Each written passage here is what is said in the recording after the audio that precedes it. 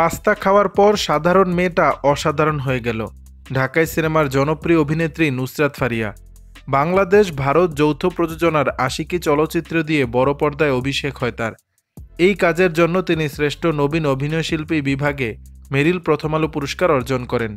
অভিনয়ের পাশাপাশি নুসরাত সামাজিক যোগাযোগ মাধ্যমেও বেশ সরব। নিজের টাইমলাইনে অভিনেত্রী বিভিন্ন ঘুরতে যাওয়ার ছবি এবং ভক্তদের সঙ্গে নিজের মুহূর্ত শেয়ার করেন।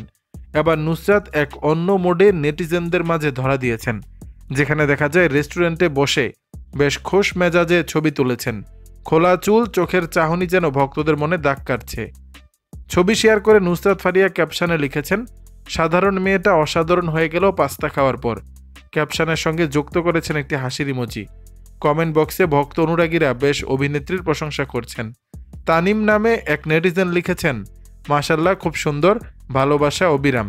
আরেকজনের ভাষ্য, দিন দিন আরও সুন্দর হয়ে যাচ্ছেন। নেটিজেনদের অনেকে প্রশংসার পাশাপাশি কটাক্ষ করেছেন। দর্শক, বিষয়টি নিয়ে আপনাদের মতামত জানাবেন নিচের কমেন্ট বক্সে।